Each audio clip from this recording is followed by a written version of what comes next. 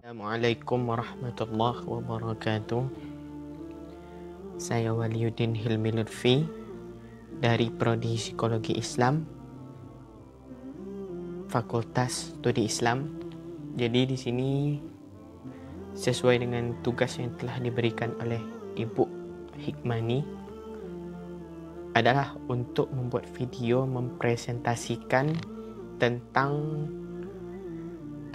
materi pada kali ini, yaitu yang berjudul dakwah bil hal melalui pengembangan dan penerapan ipteks. Nah, jadi untuk itu marilah kita dengarkan penjelasan tentang hal yang telah dibuatkan judul tersebut. Nah, yang pertama kita lihat tentang pengertian dakwah. Nah, jadi dakwah adalah usaha untuk mengajak orang lain dekat kepada Allah Subhanahu wa taala, agar mereka menyeru ke arah kebenaran dan seterusnya dapat mengikuti apa yang digariskan di dalam ajaran Islam. Sedangkan yang disebut dengan dakwah bil hal adalah aktivitas dakwah yang dilakukan dengan tindakan nyata atau amal yang nyata terhadap kebutuhan penerimaan dakwah, sehingga tindakan nyata tersebut sesuai dengan apa yang dibutuhkan oleh penerima dakwah. Nah, jadi ini yang disebut dengan dakwah bil hal sesuai dengan judul yang di atas tadi yaitu dakwah bil hal melalui pengembangan dan penerapan ipteks. Jadi yang disebut dengan bil hal itu apa? Yang nyata itu tadi. Nah, yang nyata itu tadi seperti dicontohkan, yaitu membangun rumah sakit dan membangun hal-hal yang nyata lainnya. Itu dakwah bil hal, atau disebut juga usaha untuk membangun sesuatu yang bisa dimanfaatkan oleh umat. Pengembangan ipteks terhadap dakwah kita lihat dari kondisi-kondisi yang terjadi pada saat sekarang ini. Nah, seperti perkembangan handphone, perkembangan laptop, alat komunikasi, teknologi, dan lain sebagainya. Dari situ pedoman kita untuk membuat suatu lubang dakwah terhadap peran-peran dari ilmu teknologi tersebut. Jadi, ketika kita memiliki suatu teknologi, marilah kita manfaatkan teknologi itu dalam memanfaatkan atau memajukan dakwah pada saat sekarang ini. Nah, apa saja yang dibutuhkan di dalam dakwah itu? Pertama, kita harus membutuhkan keyakinan. Siapa diri kita, tujuan kita untuk apa, dan mengapa kita melakukan itu. Untuk itu, ada poin-poin yang harus kita perlihatkan atau kita perhatikan di dalam membangun dakwah tersebut. Yang pertama, setiap muslim adalah dai. Nah, ketika kita memegang poin ini, maka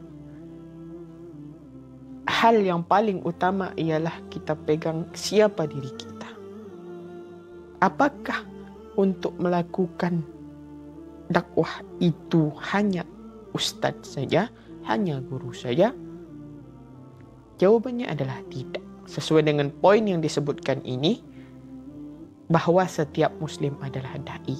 Berarti setiap muslim adalah bisa memberikan sesuatu pencerahan kepada sesama kita, terutama di dalam dakwah bil hal ini. Kemudian yang kedua, bekerja adalah dakwah. Ini komitmen. Jadi komitmen yang kita pegang adalah bekerja adalah dakwah. Jadi setiap pekerjaan yang kita lakukan itu, lakukanlah karena dakwah kita kepada Allah Subhanahu wa Ta'ala. Karena ketika kita bekerja tidak memiliki komitmen, yakinlah dan percayalah, maka pekerjaan yang kita lakukan itu akan sia-sia. Dan pekerjaan yang kita lakukan itu tidak akan lama. Kemudian yang ketiga, kewajiban mengembangkan dan menyampaikan ilmu pengetahuan.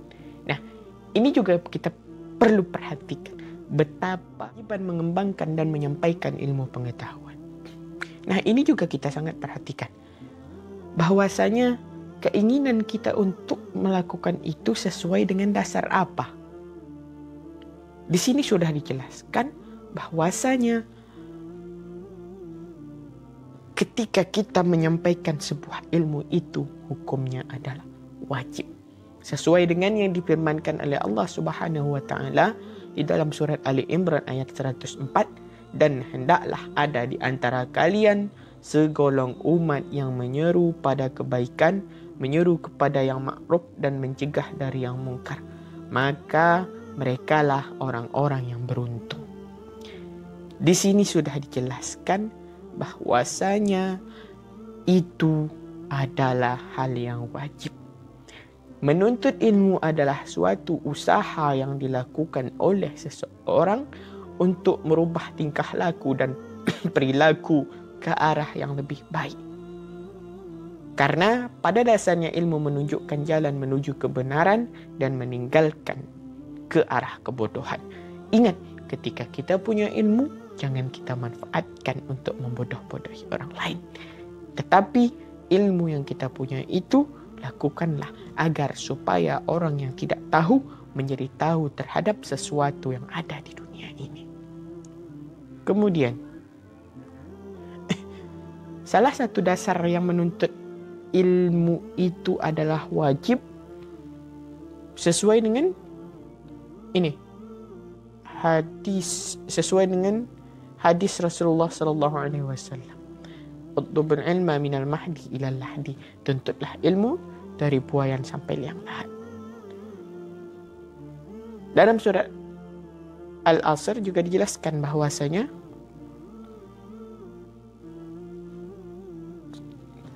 manusia itu berada dalam kerugian kecuali orang-orang yang beriman dan mengerjakan amal soleh. Amal soleh di sini antara lain ialah menuntut ilmu itu sendiri. Dan disitulah peran kita sebagai umat muslim dalam mengembangkan dakwah-dakwah yang perlu kita lakukan pada saat sekarang ini.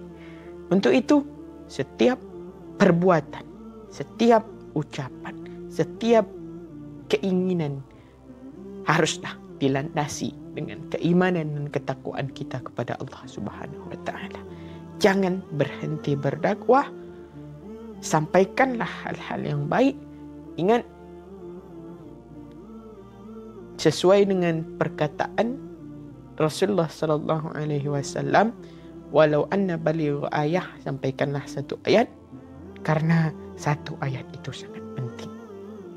Sekali lagi, marilah kita sebagai umat muslim untuk mengembangkan dakwah yang ada di bumi ini agar kita umat muslim tidak menjadi sesuatu yang tidak berguna di negeri yang mayoritasnya muslim. Demikianlah yang dapat saya sampaikan. Apabila ada kekurangan dan kesalahan, saya mohon maaf. Billahi taufiq wal hidayah. Assalamualaikum warahmatullahi wabarakatuh.